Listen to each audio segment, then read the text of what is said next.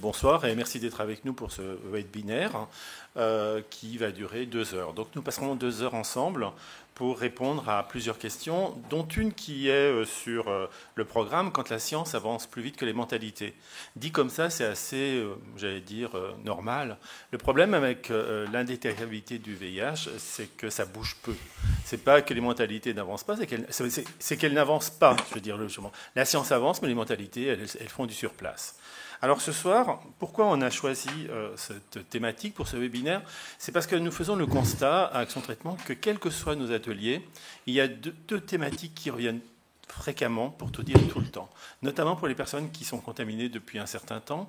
La première concerne quand le dire, à qui le dire, comment le dire, dois-je le dire? Et la seconde, les personnes font le constat qu'elles ont maintenant une charge virale qui est indétectable et qu'hélas, ça change peu de choses dans leur quotidien avec leur entourage. Soit les personnes, on verra ce soir, pour certains, non, ça se passe bien. Donc, il faut quand même le dire. Un certain nombre, ça se passe bien. Sauf que ceux qui viennent nous voir, très souvent, c'est parce que justement, ça ne se passe pas trop bien.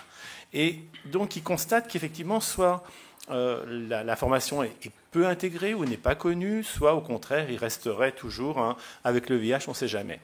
Donc ce soir, on va donc essayer donc de rassembler un certain nombre d'informations et puis de voir ensemble comment on peut faire un pas de plus, comment on peut, on va dire, sortir de cette situation avec les moyens qui sont les nôtres, c'est-à-dire assez modestes, mais comment on peut, on va dire, sortir de cette impasse.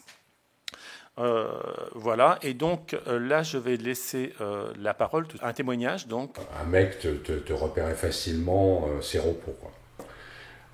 Je me souviens de m'être baladé sur un lieu de drague extérieure et un mec me voit passer, puis je commençais à avoir les joues creuses. Et ça, je m'en souviendrai toute ma vie parce que ça m'a tellement choqué, et avec surtout ce mot horrible de sidaïque.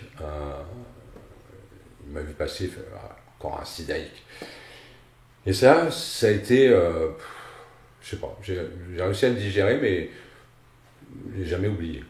Quand on me rejette, et ça m'est arrivé sur des applications récemment d'ailleurs, parce que je suis séropos, ben voilà, tant pis. De toute façon, là je me dis que j'évite juste simplement un con, quoi. Sur les applications, moi je mets que je suis séropos indétectable, et plusieurs fois ça m'est arrivé qu'on me vire carrément, enfin qu'on me bloque.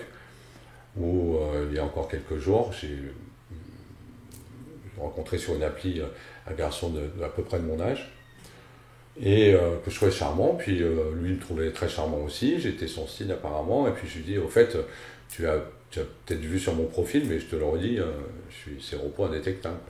Et là, plus aucune nouvelle, et bloqué. Donc, bon, il y a encore du travail, quoi. Alors, on a vu pourquoi on était parti sur ce sujet qui est important. Et puis maintenant, moi, je dois vous dire comment, en fait, et du coup, on va dérouler le programme. En fait, on a essayé d'avoir tous les points de vue de façon à ce que tout à chacun puisse se rendre compte que l'indétectabilité est quelque chose avec lequel on peut vivre. Donc, du point de vue scientifique, avec le professeur Gilles Pialou de l'hôpital Tenon à Paris qui va nous dire ce que dit la science de la vie suisse à partenaire 2.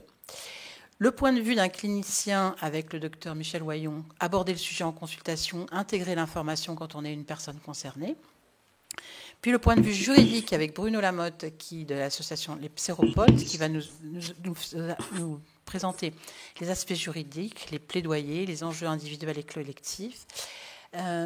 Étienne Fouquet de l'association AIDE qui va nous présenter la communication qui a été faite autour de cette indétectabilité du VIH, comment, vers qui, pour quels résultats.